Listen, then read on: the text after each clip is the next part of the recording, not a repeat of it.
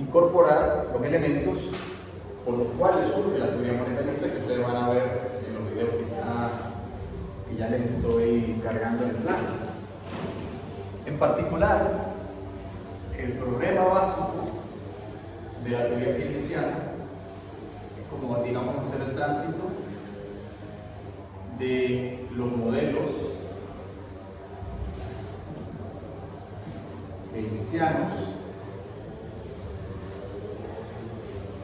al modelo monetarista.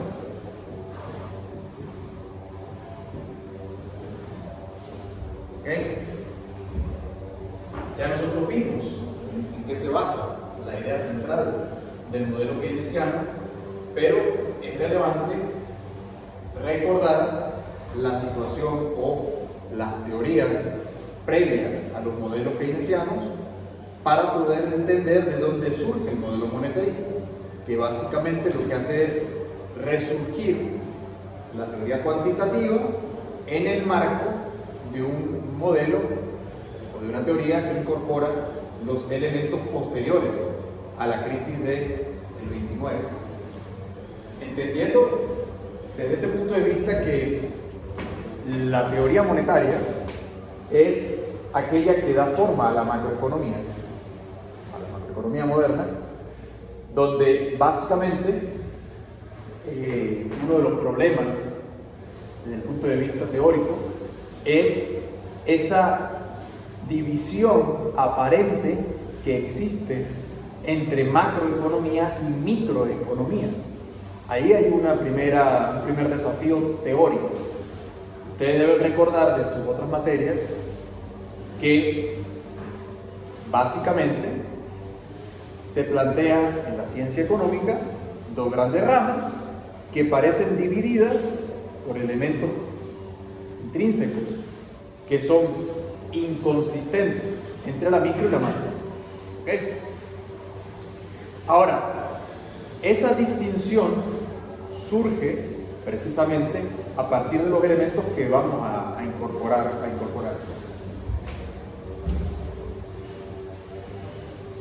En lo que llamamos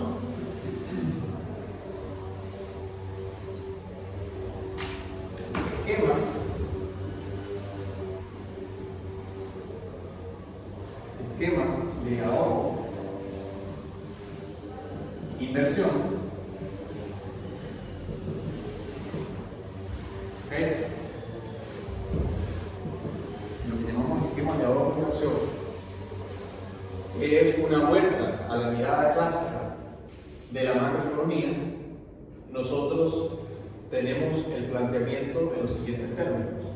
Nosotros tenemos un modelo que ustedes ya conocen, donde básicamente tenemos consumo e inversión. ¿Okay? La economía debe decidir hacia qué sectores dirige los recursos. Eso nos da lugar a una curva de frontera de posibilidades de producción, que estoy acá. Una frontera de posibilidades de producción entre precisamente consumo e inversión. Es decir, partimos del hecho de que la economía tiene los recursos.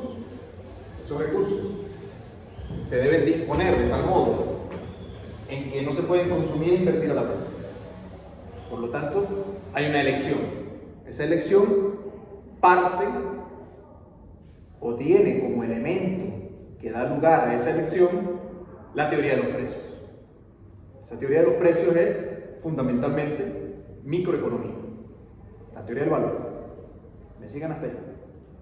Es decir, hasta ese momento nosotros entendemos que la ciencia económica da forma a una teoría sobre la cual la sociedad elige hacia dónde dirigir los recursos de acuerdo a qué uso más valioso por unidad de tiempo. Alternativamente, eso lo incorpora los precios relativos dentro de un sistema de mercado. Por otra parte, nosotros tenemos que el esquema de ahorro e inversión es aquel esquema donde fundamentalmente, esta microeconomía deriva en un mercado general o un mercado macro. Ese mercado macro, ya yo lo he, en varias oportunidades, ya lo he mostrado acá en clase, ese mercado macro viene dado por una función de oferta, una función de demanda, donde la inversión y el ahorro, precisamente en términos macroeconómicos intertemporales, equilibran esas decisiones de hacia dónde dirigir los recursos, en función precisamente de un precio macro, donde por acá tenemos la tasa de interés real, recordando que la tasa de interés real no es otra cosa que los precios presentes entre los precios futuros, una tasa, ¿okay? Donde fundamentalmente esa relación intertemporal de los precios dirige las decisiones de ahorro e inversión. En ese sentido, cuando tú tienes una tasa de equilibrio, aquella sobre la que la economía funciona en un momento dado, en ese momento la tasa de interés se iguala a la tasa de interés real de equilibrio, ¿okay? Dando lugar a un nivel de inversión de equilibrio y a un nivel de ahorro de equilibrio.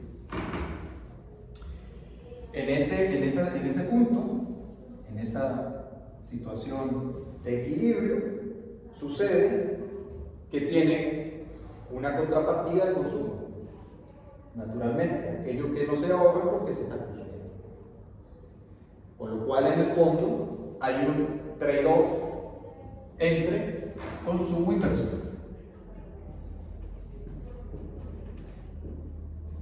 ¿Ok? Hay un trade-off entre consumo e inversión. Dicho de otra manera, para dejarlo claro, aquella parte de los recursos que se está consumiendo no se puede invertir a la vez. Y aquella parte de los recursos que se están invirtiendo no se pueden consumir a la vez. Eso está claro. Para toda unidad económica dentro del sistema, eso es cierto. Es decir, si tú estás invirtiendo en criptomonedas ahorita que bajaron de precio, eso es dinero que no vas a ir a poder gastar en comida, zapatos, ropa, viajes, etc. Dicho lo mismo al contrario es cierto también. Si yo estoy destinando recursos para comprar alimentos, pagar alquiler de vivienda, etcétera, etcétera, viajes, etcétera, no los puedo estar invirtiendo. No los puedo estar invirtiendo en algún sistema o algún proceso de producción. Bien sea, puse las criptomonedas como un ejemplo muy básico. Usted puede estar invirtiendo en un negocio, en una panadería, en una ganadería, en una compra y venta, minorista, etcétera, etcétera. ¿Estamos de acuerdo? Con lo cual, esta relación de consumo-inversión ya nos queda como una relación inversa. ¿Ok? De este equilibrio entonces nos va a derivar una situación de equilibrio de consumo.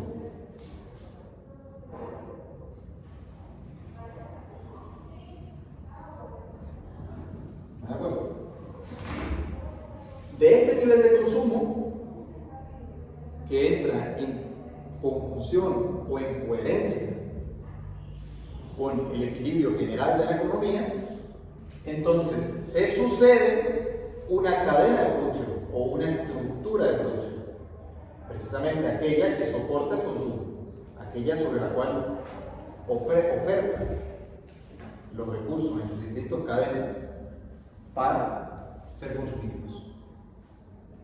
Y aquí vamos a incorporar un concepto nuevo que debería verse en macroeconomía, pero entiendo que no se ve en macroeconomía. El concepto que ahora vamos a incorporar es el concepto de los triángulos de producción. Tenemos un concepto que fue integrado en de producción, que ustedes ya lo conocen. Tenemos el concepto de esquemas ahorro e inversión, que ustedes ya lo conocen. Ahora vamos a incorporar un tercer elemento, que son los llamados triángulos de Hayek. Los triángulos de Hayek dicen lo siguiente. Bueno, a este nivel de consumo debe corresponder un nivel de producción de equilibrio. Ese nivel de producción de equilibrio viene dado por lo siguiente.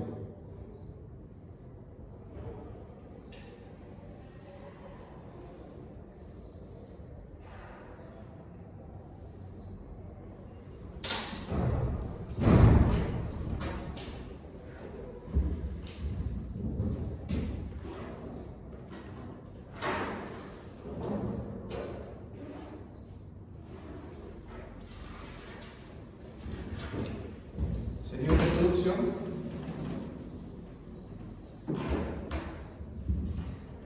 se puede establecer por etapas.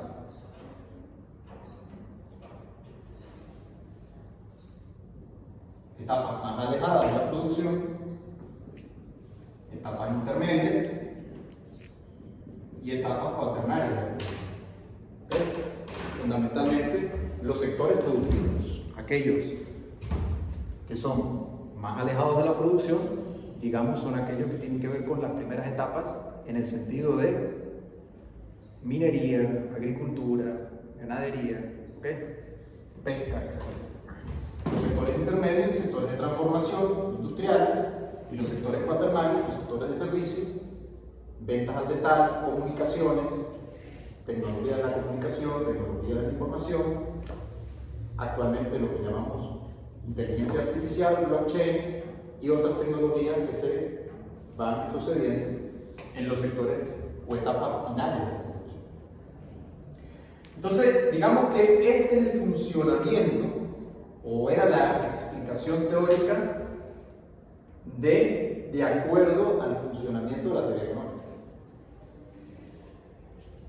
Vamos a ir viendo de qué manera la teoría keynesiana rompe con la estructura sobre la cual se establece el funcionamiento económico y lo aborda desde otra teoría que tiene otra perspectiva, ¿okay? Que no es más que lo que se resume de la teoría general o de la teoría de los precios, del interés y del empleo.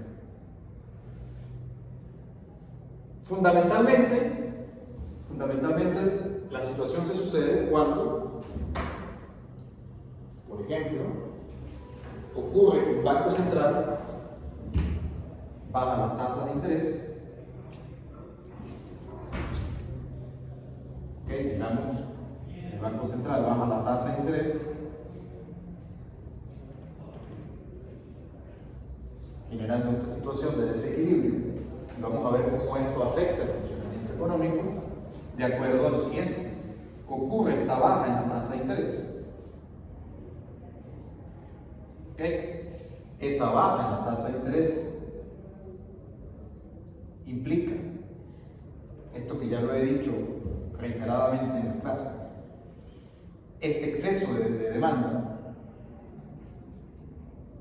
este exceso de demanda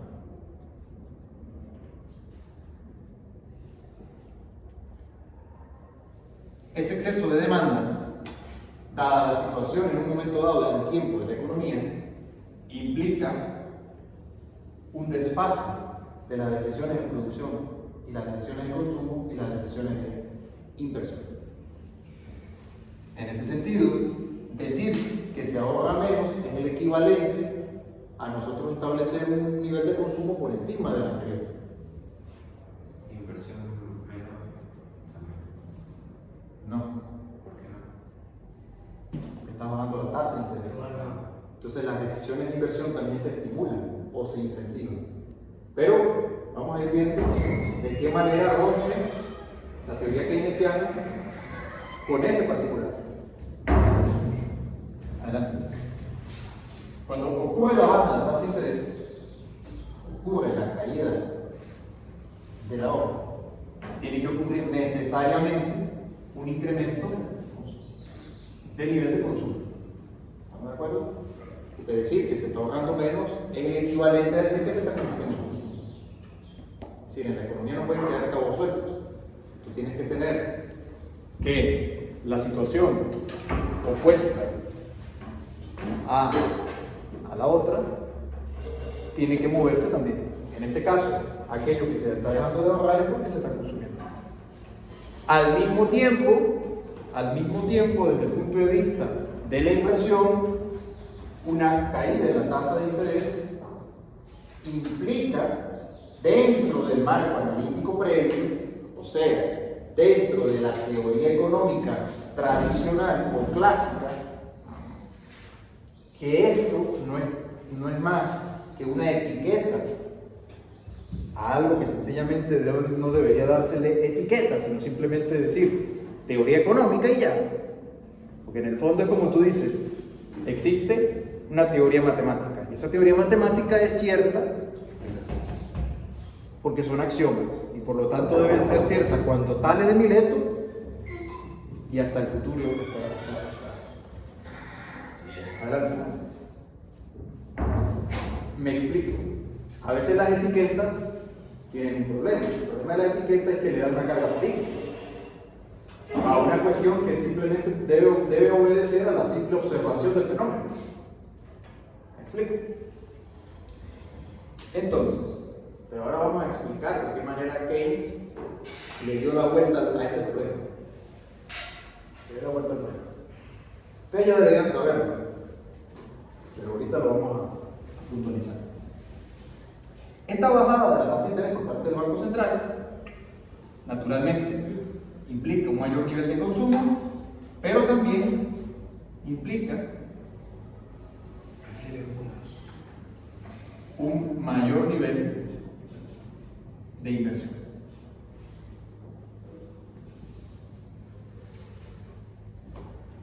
¿Ok? Y eso es particularmente cierto. Todos sabemos. Ustedes que ya vieron macro lo saben, pero cuando nosotros leemos las noticias, sabemos cuál es el problema que tienen los empresarios, por ejemplo, en las economías de mercado, con los bancos centrales. Precisamente el problema que tienen con los bancos centrales es el sostenimiento de tasas de interés relativamente o medianamente altas durante cierto periodo de tiempo, porque precisamente les hace más cara la inversión. Cuando los bancos centrales bajan la tasa, les abaratan la inversión. ¿De qué orden de ideas obedece eso? Bueno, de lo que ya hemos visto en clases previas. ¿Ok? No lo voy a repetir aquí. Ahora, nótese que ocurre por un periodo de tiempo una descoordinación del sistema económico. ¿Cuál es la variable que equilibra o iguala o compensa esa descoordinación temporal del sistema económico? Pregunta. ¿Le puedo repetir? Repito la pregunta. Nótese que, dada la incursión de una baja en la tasa de interés, ocurre una serie de consecuencias en el mercado que implica que las decisiones económicas del comportamiento de los agentes económicos se descoordinen. ¿Cuál es la descoordinación? La descoordinación es que por un lado la economía está consumiendo en este punto y por otro está invirtiendo en este punto. Y acabamos de decir que hay un trade-off entre consumo e inversión. O sea, no puedes invertir más sin dejar de consumir, y alternativamente no puedes consumir más sin dejar de invertir. Recordando o teniendo en cuenta que los recursos son finitos en un momento dado en el tiempo. Estamos analizando la economía en un punto de su situación de estado. Ahora, hay una variable que permite transitoriamente que esta descoordinación ocurra. ¿Cuál es la variable? Los precios. La economía empieza a operar a precios falsos, no precios que surgen de la dinámica intrínseca de la asignación de valor por parte de las condiciones de oferta y demanda de los diferentes mercados. Volvamos a la microeconomía del asunto. ¿Ok? ¿Cómo surge el sistema de precios? Por oferta y demanda. Ok, por oferta y demanda. Pero ¿qué está detrás de la demanda y qué está detrás de la oferta? Detrás de la demanda está fundamentalmente la utilidad marginal. ¿Sí o no? Es la utilidad marginal. Y por el lado de la producción o de la oferta tienes la productividad marginal. En aquel punto donde la productividad marginal se iguala a la utilidad marginal, tú tienes que las condiciones de oferta y demanda derivan en un resultado de precio dentro de aquel mercado. Luego, cuando tú lo escalas a un sistema general o de equilibrio general, entonces tú tienes aquella famosa caja de Edgeworth y una economía de intercambio puro, una economía de producción con intercambio, o mejor dicho, de intercambio con producción, etcétera, etcétera. ¿Estamos de acuerdo? Ahora, y por eso vuelvo a lo que dije al principio de la clase, teóricamente es como si hubiese una división entre la macro y la micro. La monetaria, o la teoría monetaria, es fundamentalmente lo que le da forma a la macroeconomía. Por eso hay que tener una buena teoría macroeconómica, para poder tener un buen diagnóstico monetario que permita una política monetaria asertiva. Porque el tema que vamos a ver, la última parte del curso, es política monetaria. Ya no tanto la parte teórica, sino las acciones concretas de la política. Pero para poder llegar allá, debe entenderse de manera correcta el funcionamiento de la economía en su conjunto. Entonces, eso hace de que la economía empiece a operar transitoriamente por fuera de las posibilidades, frontera de posibilidades de producción. Precisamente porque está operando a precios falsos. Ese operar a precios falsos no es más que lo que se traduce en términos de datos macroeconómicos como inflación. ¿Ok? Esa inflación se sucede producto de esta baja de la tasa de interés nominal. Porque bajar la tasa de interés nominal, ya ustedes deben saber que es el equivalente a un aumento de la oferta monetaria. ¿De acuerdo? Ese aumento de la oferta monetaria que incide o representa la baja de la tasa de interés nominal, si ella está por debajo de la tasa de interés de equilibrio, entonces sucede de que los precios futuros esperados deben ser mayores. Luego, por tanto, si los precios futuros esperados son mayores, ocurre la descoordinación. ¿Por qué? Porque el que tiene recursos va a comprar lo que cree que mañana va a ser más caro. El que no lo compra mañana, lo compra hoy. Luego, por tanto, ahorra menos. ¿Se entiende usted? En ese mismo orden de ideas, cuando los precios futuros se esperan más altos o mayores, entonces lo que por el lado de la oferta ocurre es lo contrario. No voy a invertir más, no voy a invertir menos, voy a invertir más. ¿Por qué? Porque espero tener precios futuros más altos. Entonces traslado el ahorro presente a gasto en forma de inversión para llevarlo a producción en el futuro. En cualquier caso, estoy dejando de ahorrar. En ambos casos. ¿Ok? Ahora, eso tiene una implicación con la estructura de producción. Esto de acá, nosotros lo llamamos estructura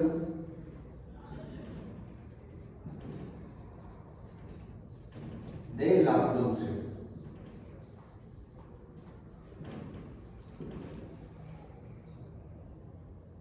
Estructura de la producción. Esa estructura de la producción, como ya les mencioné, viene marcada por sus etapas, que de una manera muy simple se resumen en principio en 4 etapas: etapas iniciales, etapas intermedias y etapas finales o más cercanas al consumo. Es de esa característica que nosotros representamos las etapas de producción. ¿Qué tan alejadas se encuentran del consumo final? ¿Ok?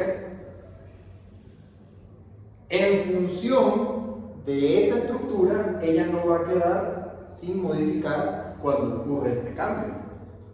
Porque naturalmente, al ocurrir un aumento en el consumo presente, lo que se genera es un cambio en la estructura de producción que la distorsiona. ¿De qué forma?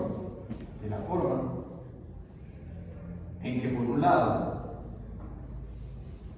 la estructura de producción cambia en el sentido del consumo, y por otro, la estructura de producción también cambia en el sentido de la inversión.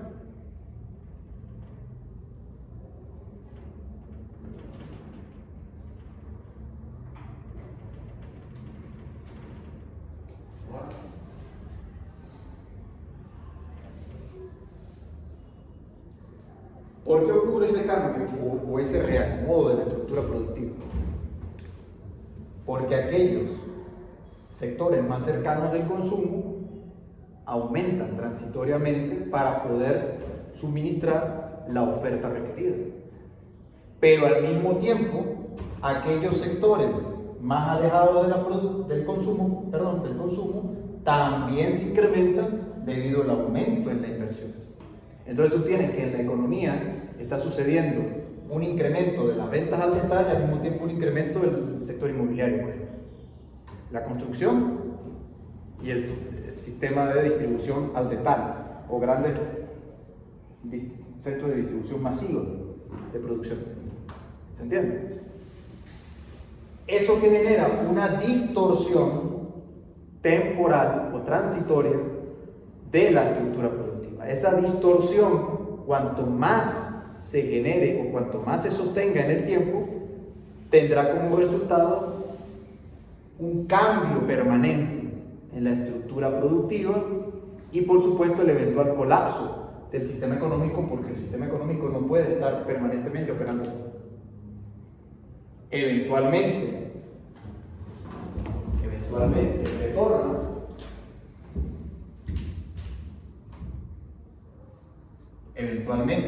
retorna sobre la frontera de posibilidad de producción, y según qué tanto tiempo se haya mantenido esta distorsión en la economía, entonces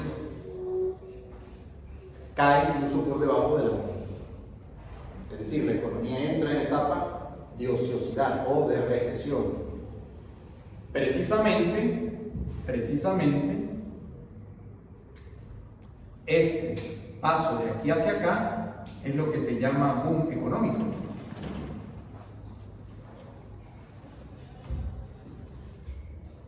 El otro paso que le sigue es lo que se llama como bust económico, que no es otra cosa que una explicación de la teoría del ciclo.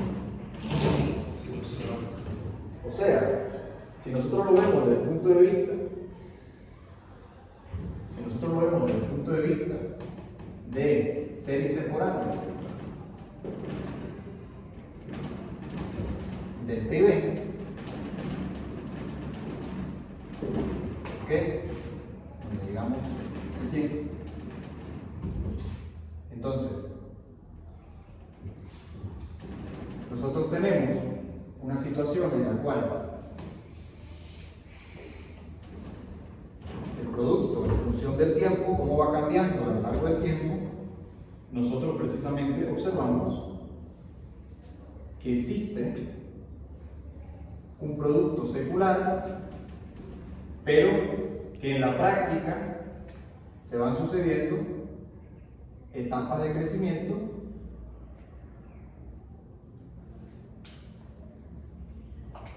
y etapas de recesión. Etapas de crecimiento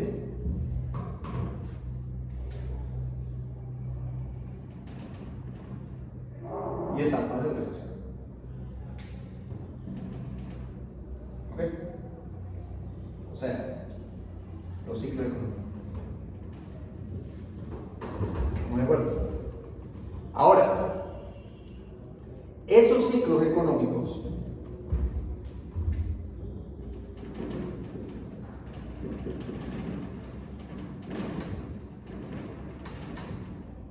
existen, digamos,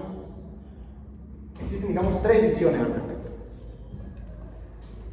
que es en el fondo de lo que se trata la macroeconomía. Existen, como ustedes bien saben, dos enfoques de la macroeconomía, uno de corto plazo y uno de largo plazo. El de corto plazo se trata precisamente de hacer que el impacto de estos ciclos sea lo más suave posible.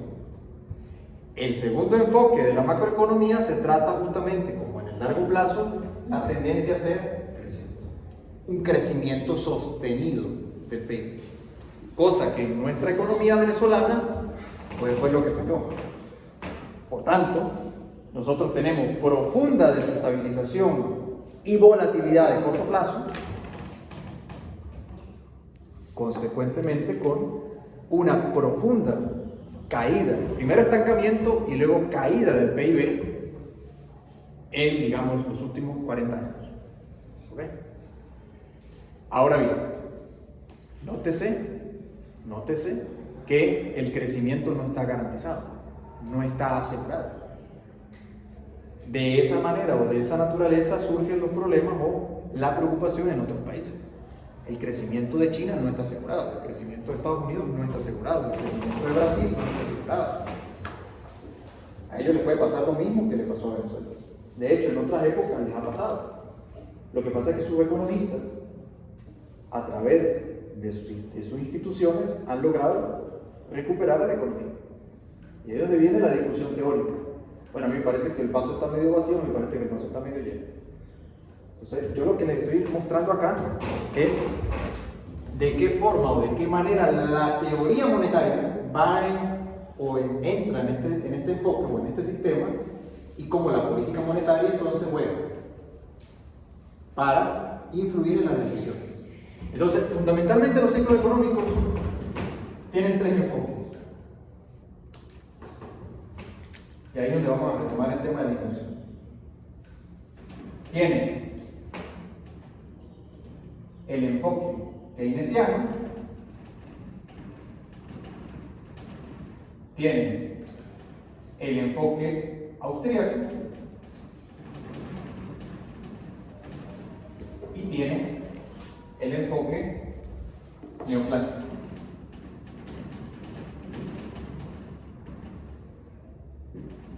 El enfoque de Keynes, precisamente, giraba en torno al hecho de que la tasa de interés no afecta el nivel de inversión. O sea, en el enfoque keynesiano, ojo, cuando digo keynesiano no me refiero a los keynesianos, sino me refiero al propio Keynes.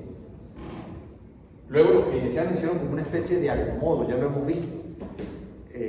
Hicks, fundamentalmente Hicks, hizo una especie de síntesis neoclásica que lo que hizo fue llegar y acomodar la cuestión y dijo, no, bueno, en realidad la inversión no es tan exógena, la inversión sí viene afectada por la tasa de interés, pero no por la tasa de interés real, sino por la tasa de interés nominal, porque como está en una situación deflacionaria y los precios no están cambiando o no son tan sensibles a los cambios en las decisiones individuales, entonces la economía está en una situación donde los precios son bastante inelásticos.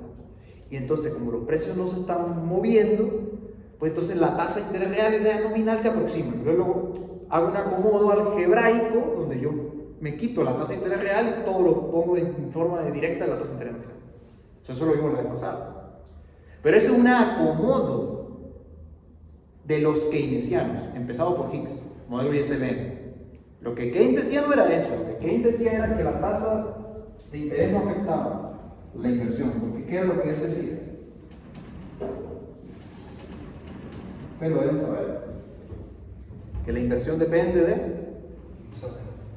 Claro, pero él decía, incluso usaba una frase famosa, que depende de los espíritus animales, the animal spirits. Entonces, los animal spirits es una manera muy marketera, un buen marketing. El tipo es un genio, desde el punto de vista del marketing, el tipo era un genio.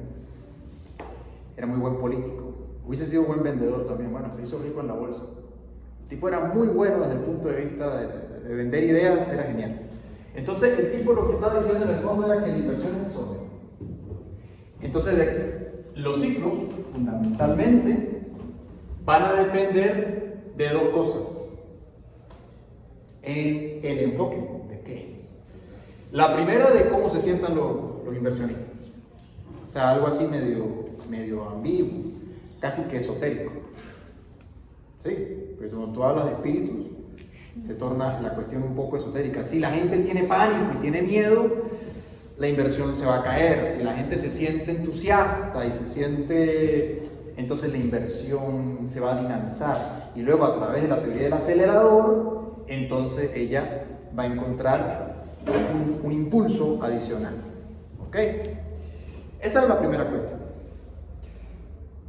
Y la segunda cuestión del enfoque keynesiano era el ahorro forzoso. ¿Ok? El ahorro forzoso, él decía, el problema que ellos analizaban era de que si nosotros analizamos esto al revés, no lo voy a hacer para no recargar el gráfico, pero analicen ustedes mentalmente. Si en vez de la tasa de interés estar por debajo se encuentra por encima, pues ocurre justo lo inverso. Hay un mayor ahorro, una menor inversión, y entonces eso lleva a la deflación, que causa lo que llama Hayek el boost, o sea, la caída. La caída, ¿ok? Ya ahorita les comento cuál es el enfoque austríaco, que viene de la mano de Mises y posteriormente Hayek. Pero analicemos primero el enfoque de Keynes. El enfoque de Keynes es que si la tasa de interés se encuentra permanentemente por encima, o sea, relativamente alta, se enfría la economía. Luego, eso hace que los precios de los bonos caigan, y esa caída de los precios de los activos financieros lleva al pánico, que consecuentemente está haciendo que la gente ahorre más de lo que debería. Luego, por tanto, la solución, según Keynes, es gastemos más. La solución es directa. Lo que nos está haciendo daño es el ahorro involuntario. ¿Ok? Y eso tiene todo que ver con la teoría de la preferencia por la liquidez. ¿Por qué involuntario? Porque el ahorro era, según él, según lo que él observaba, era porque la tasa de interés se encontraba por encima. Entonces ese ahorro era forzoso. ¿Ok? Era forzado por el propio sistema. Luego eso incidía, como ya lo vimos, teoría keynesiana del dinero. ¿Cómo entienden los keynesianos el dinero? Es desde el punto de vista del mercado de dinero. Es decir, la tasa de interés va a ser el premio por acumularlo o dejar de acumularlo. Básicamente, yo guardo dinero en el colchón, no me genera interés. Lo guardo en el banco, en una cuenta de ahorro, me genera interés. Luego, si la tasa de interés es alta, entonces yo el dinero, en vez de tenerlo en el bolsillo disponible para gastos, yo voy y lo presto. Y al prestarlo, automáticamente deja de estar disponible para consumir. Pero se supone que debería estar disponible para invertir. Pero como la tasa de interés es consistentemente alta, entonces el precio de los créditos es caro y el precio de los bonos es bajo. O sea, me refiero, la tasa de rendimiento que hay que pagar por prestar dinero es alta y el precio de los activos es secularmente bajo. Entonces luego por eso se genera el ahorro forzoso. O sea, estás ahorrando en una economía donde ese ahorro no se refleja en inversión. Entonces a partir de ahí, ¿qué dice él? Bueno, traslademos la función de ahorro sobre este punto. Y básicamente, eso implica, y ahí está el problema, le decía Hayek, el problema viene dado porque si lo voy a hacer en otro gráfico.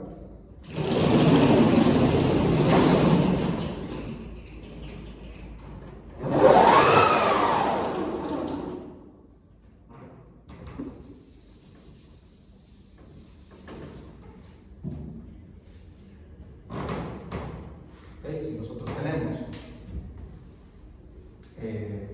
nuestro esquema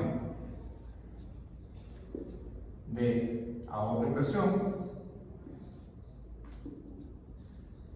donde básicamente lo que él decía, bueno, lo que se debe de hacer es trasladar la función de ahorro sobre este punto. Y básicamente, ¿cómo consigues eso? Bueno, en parte del hecho de que el ingreso es igual al consumo más inversión, Luego, por tanto, él hace además otra cosa, que es que él dice que, fíjense lo siguiente, tradicionalmente el consumo es una función de los precios de los X sub Y, bienes que hay en la economía. ¿Ok? Básicamente el consumo depende de los precios del sistema económico. Es una situación que sucede o proviene de la maximización de función de utilidad cuando tú haces el problema de microeconomía básica. Tú igualas la tasa marginal de sustitución con los precios relativos del sistema o del mercado y luego de ahí deriva una demanda, una función de demanda. ¿Correcto? Una función de demanda de equilibrio parcial. Esa función de demanda de equilibrio parcial tiene como resultado, si ustedes lo recuerdan, tres variables que dan lugar a ¿qué? A la elasticidad, demanda, la elasticidad precio de la demanda, elasticidad cruzada de la demanda y elasticidad de ingreso-acción. Ahora, ¿qué es lo que hace Keynes en su teoría? Bueno, nótese que aquí intrínsecamente está la tasa de interés real. ¿Sí lo ven? Sí, si nosotros decimos que la tasa de interés real es esto de acá, que es una relación intertemporal de los precios de los bienes de la economía, intrínsecamente el consumo está en función de la tasa de interés real, porque está en función de los precios de los bienes presentes y está en función también de los precios de los bienes futuros. O sea, la teoría te está explicando que el consumo depende de qué tan altos o bajos sean los precios. Lógicamente, tiene sentido. ¿Por qué? Porque cuando el precio de la carne en enero se subió a $25 el kilo, el consumo de carne cayó. Ahora, sabemos que había una distorsión ahí, que ya yo lo he comentado en clase. Hay una distorsión cambiaria precisamente porque viene desde el punto de vista monetario. La economía empieza a operar a precios falsos. Porque en el caso venezolano nosotros vamos a ir viendo cómo esa tasa de interés tiene más que ver con el tipo de cambio. Eso lo explica la teoría monetarista. Por eso les digo que la teoría monetarista lo que hace es un upgrade, o sea, lo que hace es una actualización de la teoría clásica y de la teoría cuantitativa. Entonces, fundamentalmente dense cuenta que la tasa de interés real está acá intrínsecamente. Con lo cual, en el fondo, desde el punto de vista clásico, el consumo depende de la tasa de interés real. ¿Ok? De hecho, es el resultado del modelo de Ramsey. Es un resultado que proviene del modelo de Ramsey. No sé si ustedes alcanzaron a ver eso no sé si fue en macro 2, ustedes tienen que ver crecimiento, teoría del crecimiento económico. Pero precisamente uno de los resultados del modelo de Ramsey es que el consumo está en función de la tasa de interés real. Por supuesto que el de lo otro que está en función es de una tasa de impaciencia, pero bueno, aquí no viene el caso. La tasa de impaciencia es qué tanto me genera utilidad consumir hoy o esperarme a consumir mañana. Pero eso está, en el fondo, está afectado por la tasa de interés real. ¿Ok? Curiosamente, eso lo dice en el libro de... Claro, parece que es un libro de macro avanzado. Pero lo dice en el libro de Argandoña. El propio Keynes trabajaba con Ramsey en Cambridge, en la construcción analítica de esos modelos. Porque Ramsey era matemático, pero se dedicó al área económica. Y Keynes era estadístico, pero se dedicó al área económica. La cuestión que Ramsey, quien fue una persona, desde mi punto de vista, ha sido uno de los economistas más brillantes, el problema de Ramsey es que Ramsey murió muy joven. Se doctoró a los 23 y a los 26 falleció. Ese fue el problema de Ramsey. Esto es anecdótico, pero le da contexto de cómo se ha ido formando la teoría económica. Estamos hablando que esto ocurrió previo a la crisis del 29. Ramsey fallece muy joven, Keynes queda solo.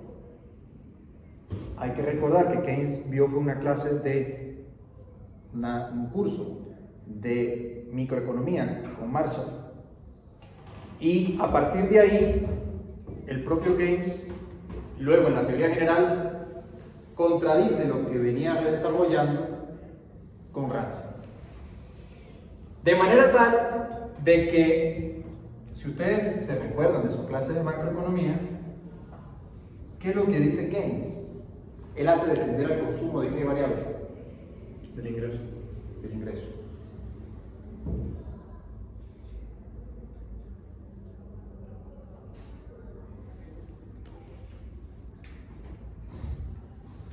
Eso cambia completamente la teoría. Además de que según Milley es una aberración teórica. ¿Por qué? Porque en un sistema de equilibrio parcial, cuando ustedes hacen el problema de maximización de utilidad, ustedes fundamentalmente hacen lo siguiente: maximizar la función de utilidad sujeta a x1, x2, ¿correcto? Que a su vez está sujeta a una restricción presupuestaria.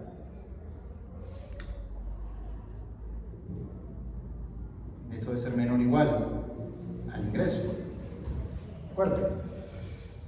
¿De ahí qué deriva? Bueno, de ahí deriva dos funciones de demanda. Deriva una función de demanda para el bien 1 en función de peso 1, peso 2 y el ingreso, ¿correcto? Y la función de demanda para el bien 2, que está en función del precio del bien 2, el precio del bien 1 y el ingreso. Pero esto de acá es una situación de equilibrio parcial. Equilibrio parcial. ¿Por qué es una situación de equilibrio parcial? Porque es un problema de maximización cuando el ingreso está dado, cuando el ingreso está definido. ¿Ok? Cuando tú lo escalas a un problema de equilibrio general y llevas en cuenta que el ingreso se vende en el mismo mercado a través de un precio, bien sea salario por trabajo, rentas por alquileres o beneficios al capital por la puesta en marcha o los beneficios económicos de la participación social, societaria, en un proceso de producción, entonces tú tienes que el ingreso se genera de esta misma naturaleza del mercado. Es decir, al final tú vendes ocio en forma de trabajo por un salario. ¿Ok?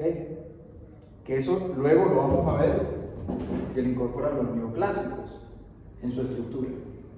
Los que vieron macro conmigo sí deben recordar las clases que vimos en el libro de Barco, por ejemplo. Aquella economía de Robinson Crusoe. Si Robinson Crusoe quiere descansar más tiempo, bueno, entonces debe dejar de pescar. Sí. Básicamente, sí. Pero si quiere pescar más, tiene que dejar de descansar. Al final lo que está intercambiando ocio por trabajo. Y ese trabajo tiene un precio. Y ese precio es, en este caso, la cantidad de pescado que recibe. O dicho en términos reales, en términos de ingresos, salariales en este caso. Entonces, básicamente, este problema de equilibrio parcial, cuando tú lo escalas en un problema de equilibrio general, tú tienes que en el fondo el consumo sigue dependiendo de los precios relativos de la economía. Cuando Keynes hace esto, ¿ok? Fundamentalmente, entonces, de aquí, él puede sacar su teoría. Y usted debe recordar que fundamentalmente, esto es un breve repaso, pero fundamentalmente, ¿qué es lo que él dice? Bueno, en realidad hay un punto C que depende del propio ingreso más la inversión. Muy básicamente. Luego, de este punto C, ustedes deben recordar que eso se llama propensión marginal al consumo. Entonces, alternativamente, a ustedes les queda que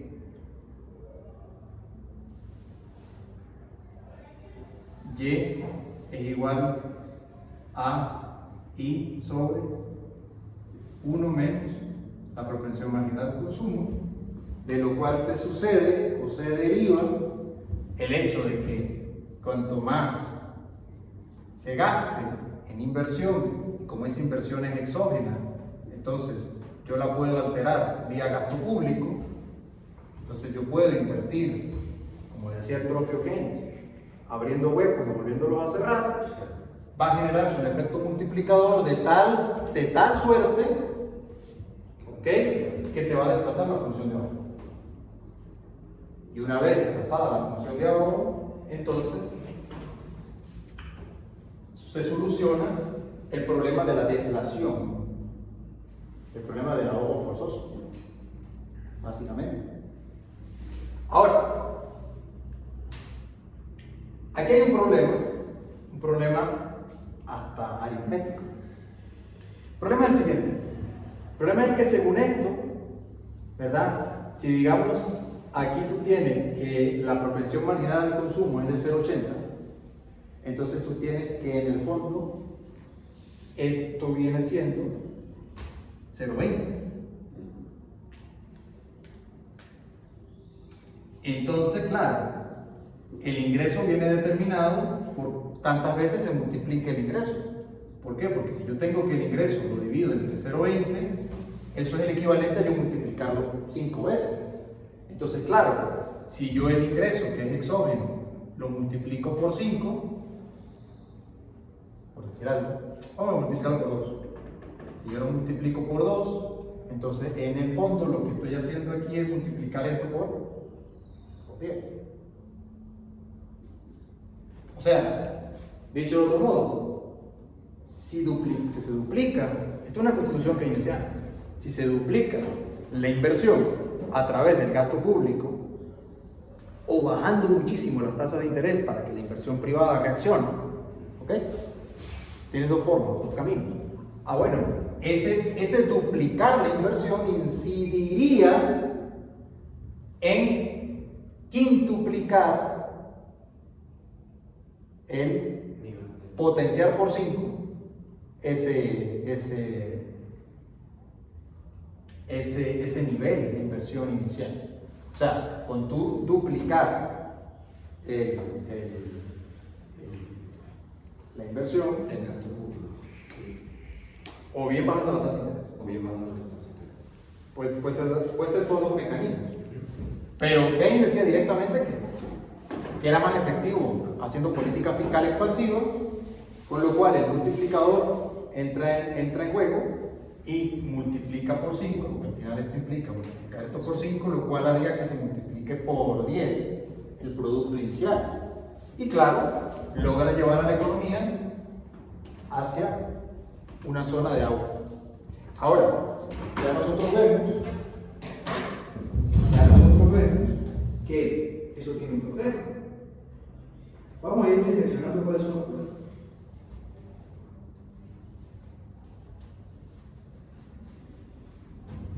El problema teórico ya lo vimos, es este de aquí. Entonces lleva a la economía a una situación donde cambia la estructura de producción y crea la descoordinación. Entonces va a generar el boom y luego lo que Hayek llamaba el bust, el auge y la caída. Pero además, aritméticamente tiene un problema más básico. Hay una inconsistencia matemática. ¿Cuál es la inconsistencia? La inconsistencia es que para tú duplicar la inversión, si lo haces por la vía de la inversión privada, tienes que dejar de ahorrar. Y si dejas de ahorrar, entonces no puedes invertir ese extra. Fundamentalmente es eso. ¿Ok? Es decir, estás invirtiendo 40 y lo quieres llevar a 80. Por decir algo. Pero claro, tú quieres para pasar de invertir de 40 a 80, eso implica que si estás consumiendo 80 por cada dólar que te entra, tienes que dejar de consumir 80. Tienes que pasar a consumir 40. O sea, la misma propensión marginal al consumo no es exógena. ¿Se dan cuenta del problema? El problema básico de aritmético es ese. Si yo quiero duplicar la inversión, tengo que consumir menos. Entonces es falso el multiplicador, desde ese punto de vista. Pero eso que lo sabía, obviamente. ¿Cómo lo soluciona? Déficit fiscal.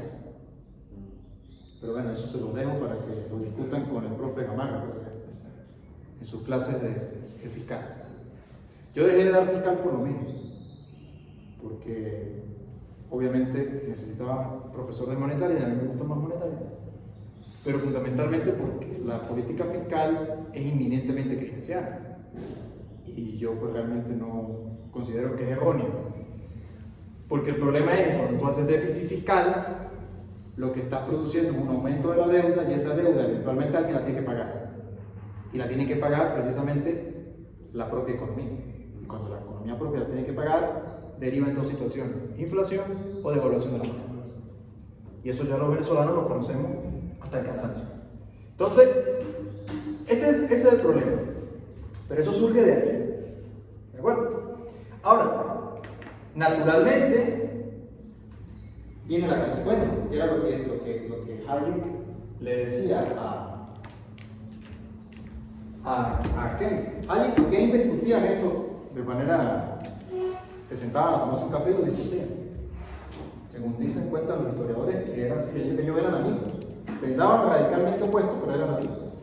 Entonces, el problema básico que le decía Hayek era el siguiente: bueno, es que esta situación no va a terminar aquí. Esto, naturalmente, va a implicar un aumento en el consumo.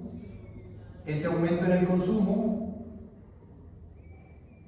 no solamente es que no va a poder realizarse la inversión como inicialmente se considera, sino que ese incremento en el consumo, ¿verdad? Recordar que la economía está aquí en equilibrio, eso obedece a un triángulo,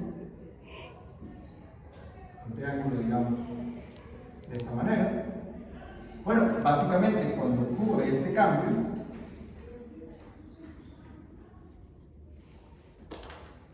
un aumento en el consumo, lo que hace es un cambio en la estructura de producción.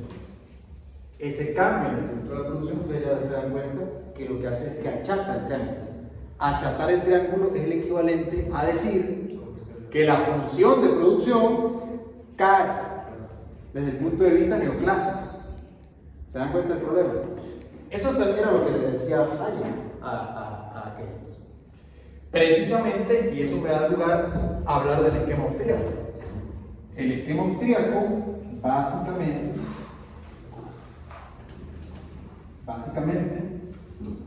de los ciclos económicos, se debe a manipulaciones en la tasa de interés real.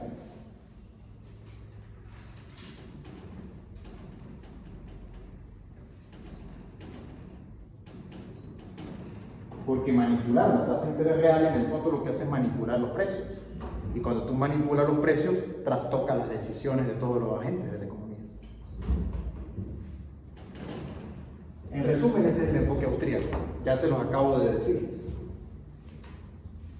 El boom surge cuando la tasa de interés se manipula a la baja, el bust ocurre como consecuencia de ese auge inicial, dado el sostenimiento fallido del sistema. Básicamente porque no hay recursos para todo. O sea, no existe una naturaleza propia, física de la economía que logre satisfacer esos requerimientos de inversión y a la vez esos requerimientos de consumo. ¿Estamos de acuerdo? En función de eso, hasta aquí una pregunta. ¿Dudas? ¿Se entiende bien el enfoque keynesiano, el enfoque austríaco? para poder entonces, a partir de los videos que ustedes van a ver del enfoque monetarista, poder derivar en el enfoque neoclásico. ¿Alguna pregunta? ¿Alguna duda sobre el enfoque keynesiano, el enfoque austríaco? ¿Estamos de acuerdo? ¿Está todo claro? Entonces, fundamentalmente de este problema que Hayek le señala a Keynes, bueno, algo así pasó como que Keynes le dice, sí, bueno, ese problema puede ser, puede pasar, pero hay una cuestión que se llama trampa de la liquidez. Al final, esa trampa de liquidez hace que la tasa de interés no pueda caer por debajo de cierto punto.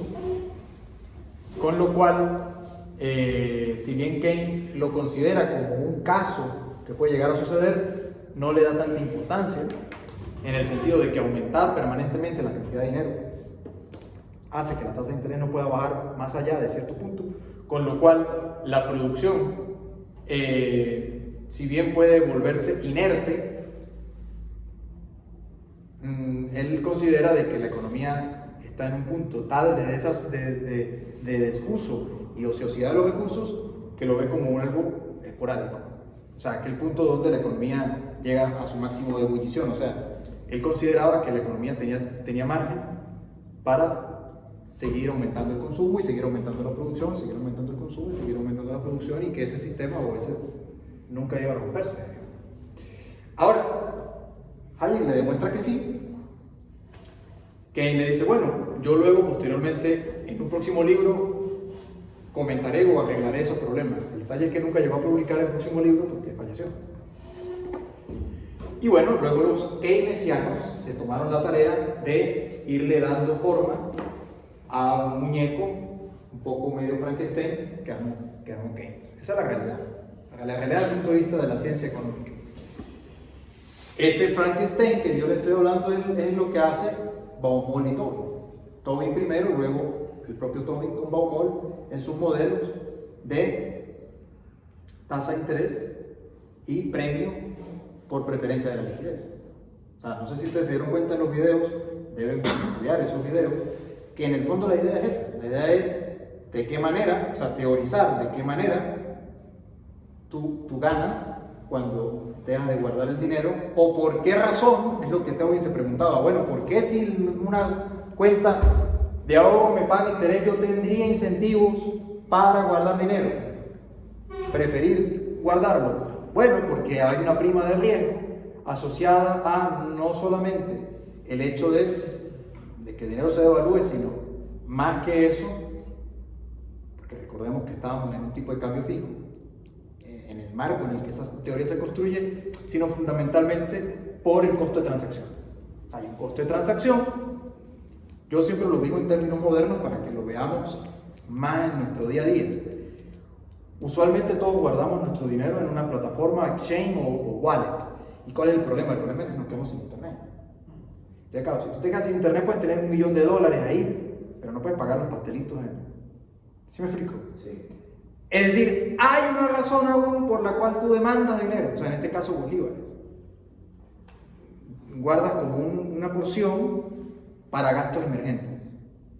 Eso siempre pasa, por ejemplo, cuando la gente va a viajar. Bueno, voy a atravesar el páramo, pero en el páramo me llevo un efectivo, bien sea en bolívares o en dólares, por si acaso. En bolívares es mejor porque hay gastos de mucho menudeo que no, concha, no van a cambiar 20, 50 o $10. Entonces, esa es la cuestión, desde ese punto de vista. Ahora bien, retomando acá, el enfoque neoclásico se centra,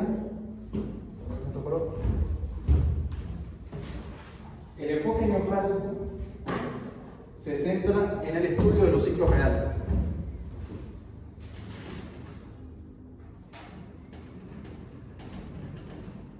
Llamada teoría de los Real Business Cycles, teoría económica de los ciclos reales o ciclos reales de negocios, que básicamente el enfoque neoclásico a partir de los 70 lo que hace es, bueno, toma en cuenta este y dice, bueno, es cierto que mover la tasa de interés afectan el sistema económico en este sentido, pero aún así existen los ciclos reales que cambian las condiciones de oferta y demanda iniciales. Y esos ciclos reales obedecen a cambios tecnológicos, shocks de oferta y fundamentalmente expansiones financieras o shocks financieros, lo cual viene por infinidad de situaciones que se pueden presentar en la realidad de la economía, llámese cataclismos naturales, llámese pandemias, llámese crisis financieras. Ojo que las crisis financieras tienen en el fondo un origen propio también sobre la tasa de interés, pero ahí hay un tema de debate,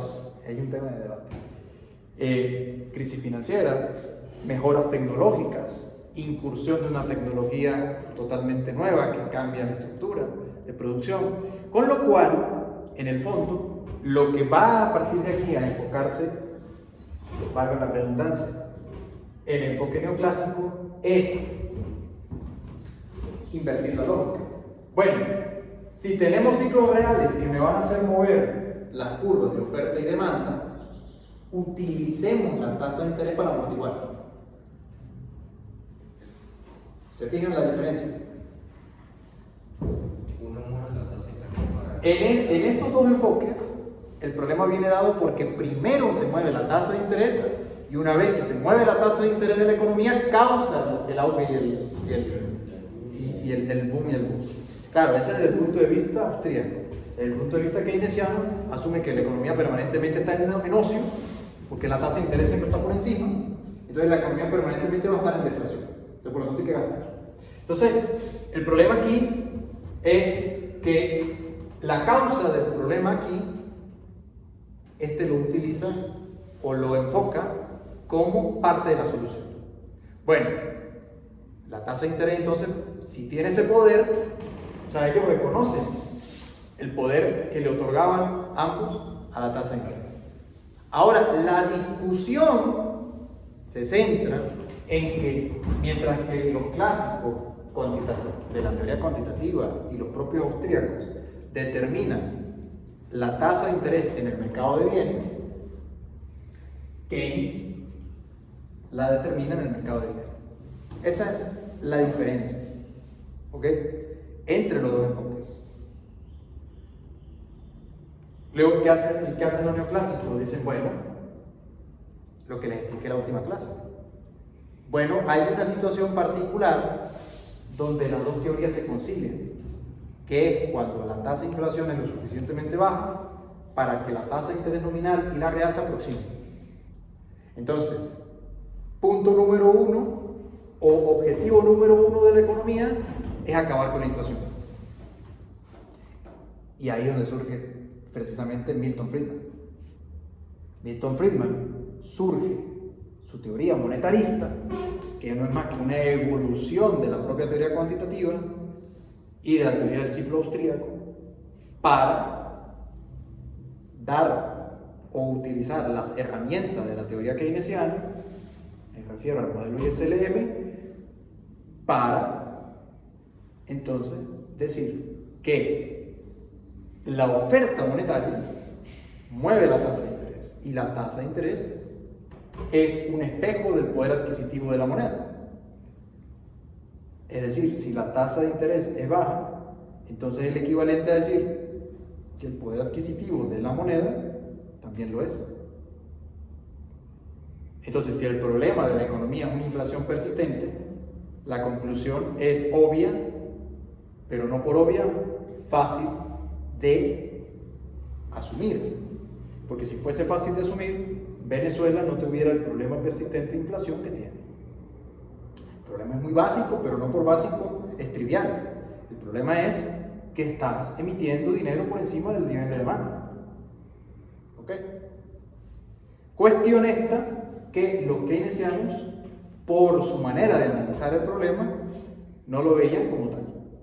¿Por qué? Porque simplemente ellos, como el mercado de dinero solo iba a afectar al mercado de crédito, básicamente una disminución de la tasa de interés, que no es más que decir que una expansión monetaria lo que hace es abaratar los créditos, y ese abaratar los créditos va a tener un impacto real en la producción, o sea, incremento de la producción. ¿Se entiende lo que estoy diciendo? Sí se logra captar la idea.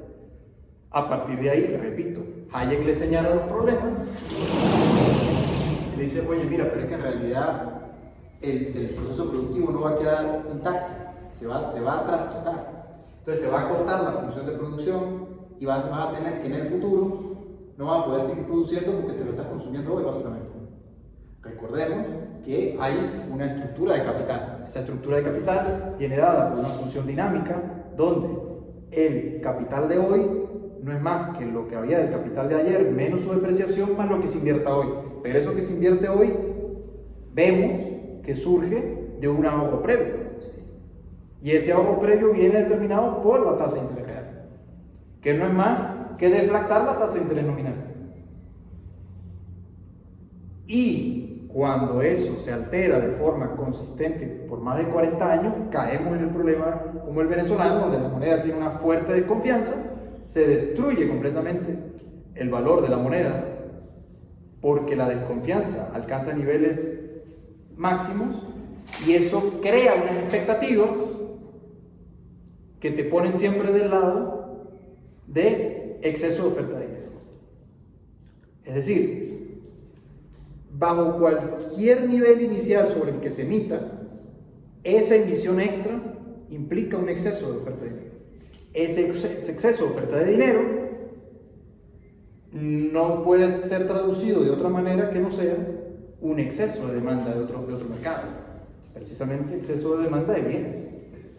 Ese exceso de demanda de bienes, combinado con el exceso de oferta de dinero, el sistema se equilibra. ¿Y cómo se equilibra? Te lo dijeron hace rato. Un precio más alto.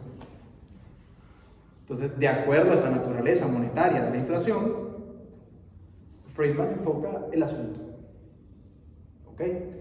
Entonces, básicamente, ¿qué es lo que hace Friedman? Lo primero que hace es que con su teoría del consumo ataca la teoría del consumo de Keynes.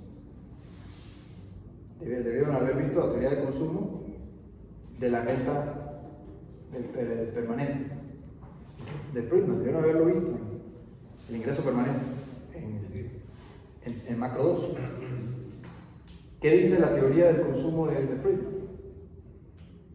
Fundamentalmente dice que el consumo es estable a lo largo del tiempo porque los agentes económicos buscan suavizar sus decisiones de consumo. O sea, algo que decía el propio Ramsey en su modelo. De nada sirve que yo me coma 5 kilos de carne hoy y el resto del mes no me coma ninguno. Dada esa lógica del comportamiento humano, el ser humano lo que busca es suavizar sus decisiones de consumo. O sea, consumir un poco de algo todos los días. Ese es el primer punto. El segundo punto es que solo el consumo responde a cambios transitorios en el nivel de renta. O sea, él le dice a la teoría keynesiana, esto no es del todo cierto, es decir, el consumo no va a ser proporcional al nivel de ingreso. Recordando que él define el consumo como un consumo autónomo, digamos, más una proporción del ingreso. Entonces, ¿qué es lo que le dice Friedman? Eso no es lineal. Es decir, no va a ser de esta forma.